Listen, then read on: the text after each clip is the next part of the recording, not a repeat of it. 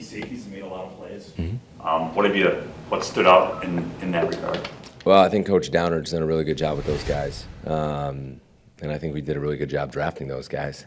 So credit to Goody and his group. Very smart, very competitive, very instinctual. And just the way they've worked. They're in here late at night. They have extra meetings. And I think, early on, they've done a good job of showing us that they understand the scheme. And they have the ability to make plays. So, it's a fun group to work with. There's competition that will be ongoing. And, I'm glad we have those two right now. Evan's got the 3 picks. Everybody else has 1 or 2. Is there something about your defense that puts those guys in position to make those plays? Well, I think in our defense, you can look at the guys having the interceptions right now, but I think it all starts up front with the rush, right? When you get a rush and you're aggressive up front and the quarterback can't throw in rhythm, or we tip a ball, or we get our hand up, or we're disruptive, and they're in the right place at the right time, I think it's a combination of rush plus coverage. And Evan seems to be in the right place a lot right now. So hopefully he continues to do that. But I do believe that, and I tell the defense all the time when I show turnovers to start every single meeting, because it is the most important thing. And I show it in front of the whole defense, and it's not just rewarding the guy who intercepted the ball. It's why was the ball intercepted, and you turn on the tight copy, and it's because the 3 technique got pushed, and he got his hand up, and the quarterback had to change his arm angle, right? Or the quarterback had to step up in the pocket and, throw off balance. Like, those are the things that tie in, and I think everybody needs to understand that. Handful of practices, but what have you thought of the start that Rashawn has been off to, and now seeing him actually in your scheme and what he's doing out there? Hey, he's disruptive. What you don't really find out is how hard these guys practice until you get them live. And when you see him get off the ball and you see his intensity and you see his acceleration and you see how disruptive he can be, that's a credit to him. And I know he's bought in. And I know Rebs and Coach VO have done a really good job in that room. But then you see the leadership. I mean, there was an instance in practice where, he thought we should be even more intense, and he asked if he could grab the group. And I just looked at him, I said, yeah. I mean, definitely take ownership, and if you don't like something, do something about it. And he did, and the intensity picked up. And that's something that you guys might not see, but I think it's important to note when your best players are your best leaders, and they expect to practice and be great every day, that's special. So I appreciate that from him. What have you seen from TJ up front? Traditionally, reading about your defense and your style of defense, he wouldn't be the prototypical body type I would think you'd probably be playing up front, but he seems to have kind of taken off this first week. Yeah, I'm glad you've noticed that, because most people don't look inside and notice the interior part of the D-line.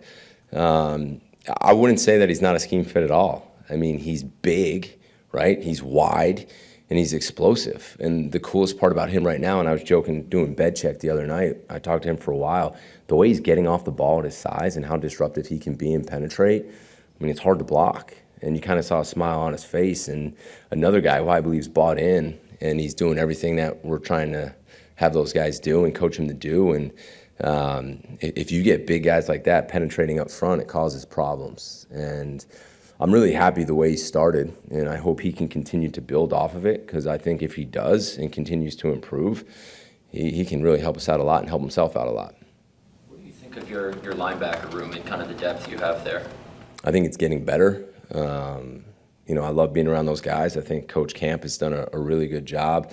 Fundamentals, technique, I think they're really starting to use their hands really well. I mean, you see a couple shots where Quay's in there getting his hands on people, getting rid of them and making plays. I see they're starting to play faster within the scheme, whether it's in zone coverage, man coverage, the ability to get downhill for all those guys. They're seeing it better. And we're young still in that group, which is good. And I think there's improvement every single day right now. Just because it's a new scheme, do you feel like you need to play your guys a little bit more, starters a little bit more in the preseason? I know Matt typically, sits a lot of guys out. Is that necessary that they're going to need some game reps in the preseason? No, I think that's a good question for Matt, and whatever he decides, I'll be happy to go with. I think what helps is, we're going up against a really good offense right now, and watching all Matt's motions and Steno's motions and shifts and movement, and it can make your head spin or explode. And I think you really got to be on it to line up and have all your rules be really sound. So I think we're getting challenged every single day. And then I think it will really help that we have the 2 joint practices with Denver and Baltimore. So I think those 2 practices are almost simulating game-like, where we don't know exactly what we're going to get, and we're going to have to go compete and practice against them. But whatever Matt decides, we'll go with. But like I said, it is a challenge going against our offense right now, and I think that will help prepare us for what we're going to see week in and week out. You know, Matt just asked you about linebackers a minute ago. What have you thought of Eric Wilson? And, you know, I keep notes every day like the rest of us do, and it seems like I have 45 written down more than almost anybody else. Yeah, I love the guy. I don't know how much time you spent around him, but forget about him on the field for a second. I mean, off the field, he's one of the best guys you could be around. He's a pro. The way he sits in meeting rooms, takes notes, helps the younger guys, stays after, takes care of his body. You see him show up on special teams, punching the ball out, which I showed to the defense the other day. You see him showing up on defense, punching the ball out. He can play multiple positions because he's a very smart player, and he's reliable. And he's a guy that you can trust. He's going to go 100 miles an hour and know exactly what to do, and he's going to try to finish. So I'm very pleased with him. I'm a big fan. Jeff, you had mentioned before you'd watched Keyshawn's tape a little bit before you guys re-signed him. Did you do the similar thing with Eric? Was there something you saw with him, you know, when you guys ended up bringing him back? Yeah, we watched everybody's tape. And, you know, sometimes it's hard when you watch the tape and the scheme might be a little bit different, or what they're asked to do might be a little different. And I'm not saying one's right or one wrong. I'll never do that. But it's not until you really get them live, and then you get them in a meeting room, and then you get them, you know, just get around guys. You find out who they really are, what their makeup is, and what it looks like on the practice field, and how hard they're going to go on the practice field. I mean, that's the one thing I'll give, like, credit to the whole defense right now, and I credit the coaches and the players for that. I mean, these guys are practicing hard. I mean, they're flying around, they're competitive. It's just, to me, the attitude, the effort, the commitment to each other, the buy-in. I mean, that to me in the first week was the most important thing, because then I think the confidence will build, right? And they know what they're doing in the scheme, because we're still pretty new within the scheme. So the more they know what to do, the faster we're going to play, the more aggressive we're going to get.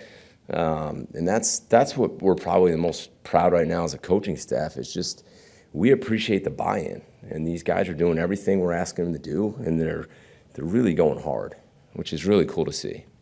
You mentioned emotion on offense, which is obviously prevalent across the league. How have your rookie safeties been handling that? Because I got to think it's throwing a lot at them. Yeah, it is throwing a lot at them. It's hard to line up, and you better know what you're doing, or you're going to get embarrassed and exposed really fast, and that's what Matt and the offensive staff is really good at. But again, I mean, I think Ryan's doing a really good job, and DA's doing a really good job getting those guys ready, but they're really smart guys. And they've really done a good job of studying, and I think having X back there helps too, because he's a smart guy who's seen it all, and I think the relationship in that room with all those guys right now is really building, and they trust each other. And there's moments, right, where we got to turn on the tape, and it's all right. That's why we practice. So those guys are going to have some moments, and it can't be like it's the end of the world and we yell and scream. No, it's like, let's learn from it. Just don't do it again, you know? How do you assess where the competition is between Stokes and Valentine right now at corner? What do you like? What you see? Or I like what I see in both of them. I think Stokes has had a really good start to camp. He's been good in coverage. He showed physicality coming up playing the run. And then CV's, I mean, he's done a nice job. He's gotten his hands on the football a lot, as has Stokes. Stokes had the 2 picks in the 1 practice. Ultra competitive. He's trying to be physical in there, which is what I like to see. And I think those guys are pushing each other, and I think that's really important. Ultimately, we're going to play the best players, and if we have to play multiple guys because they deserve to get on the field, then we'll do that. It's a long season, as you guys know, and we're going to need all those guys, and I'm really glad they're both here. Jeff, we saw Kenny's new contract earlier last week. What does he bring to this team as a coach that maybe we don't see out on the field? Yeah, I mean, congrats to Kenny. I mean, I think he's so deserving of that in so many different ways in the short period that I've been around him. One, you study his film. I think he's one of the best interior D linemen in the whole National Football League, and I think most people would say that. But he's another guy which, I mean, you guys have been around these players here and longer than I have. I think they've done such a good job of drafting high-character people that are great people on and off the field, and I think Kenny's one of the best. I mean, he's such a good pro. He's so good with the younger players. He's so fun to coach. I mean, he sits in his room and he takes notes like he's a first-year player. He's a good teammate on the field, and he's disruptive. I mean, I love what he does off the field. I love what he does on the field even more. I'm very glad that he's going to be here. He deserves it. As a coach, what is it like to have those older veteran players for the young guys to look up to? It's so important. I mean, they need to take ownership. They're the ones that are out on the field, and those are the ones that have to teach the younger guys how we do things. I mean, as a coach, yeah, it's nice. You get guys to buy in and lock in. You tell them something. When you get a guy like Kenny grabbing a young D lineman or grabbing a young guy at any position, and he tells him something or he tries to give him a little nugget on something, you don't even know how far that goes, right? And he's a selfless player who just wants to help other guys. And again, I think we have guys like that at every position, which makes it a lot of fun to coach these guys right now. Going back to the safeties, looking for that starter opposite McKinney, is it merely as simple as finding the best all-around players, or something specific that you're looking for or looking to in that spot? Well, I think we're always looking for the guy that's going to give us the best chance to win. And I think it's going to be ongoing. You know, I couldn't sit here and tell you right now who that starter is going to be. I don't know if I will be able to do that in a week. And that's not coach speak. That's the truth. I think there's guys competing back there, and I think Anthony Johnson's another guy that's doing a nice job of competing back there. And I think as the season goes, I think we're going to have roles for a lot of those guys that prove they deserve to be on the field and get creative with how we can use certain players. And if one guy jumps out and he's a guy, he's a guy. But there's not a rush for that right now. You know, it's fun coaching those guys. It's fun seeing them compete. And I think ultimately that brings out the best in the other guys in the room. I mean, I think anytime you have someone behind you that's going to push you every day in practice, you're naturally going to get better. And I think that's what's been created on this defense right now at certain positions. Are you in the same boat kind of with your linebackers, that level? I mean, seeing a lot of different combinations of people, are you anywhere close to sorting that out? Yeah, I think it will take time too, but I think right now if you look at Quay and McDuffie and Eric, those are the three guys that have played. And then you get guys like Coop and Hop and some of those other guys that I think every single practice you see them get better and better. And that's what's exciting. And again, Camp's done a great job with those young backers and the older guys. I think even looking at Quay right now, I think you're going to see a confidence in him. I think he's having fun out there. He's playing fast, and I mean, he's got the size, the length, the speed. I think he's an instinctual guy, and I think he's good for those younger guys as well. You know, Coop, you see every single day. You see the athleticism, and you see him flash, and you see him run, and then you see him do something that he's been coached to do, and it's like he's got it, you know. And then the next day maybe he makes a mistake because he's young again, and you just keep building off of that. But that's why I'm excited for the preseason games, because we're going to get to see these guys play live in game-like situations. And I think Matt does a really good job making competitive periods where we're off the field and there's no coaches around, and we got to see, you know, who can get it done when we're not around to help them. Jeff, you have a lot of depth along your defensive line. What's your ideal? Do you want, you know, your best guys out there 70% of the time playing a ton of snaps, or would you like more of like a hockey line where guys are staying fresh and, you know, coming in and out? I think it depends, right? I think there's certain guys we might want out there a lot.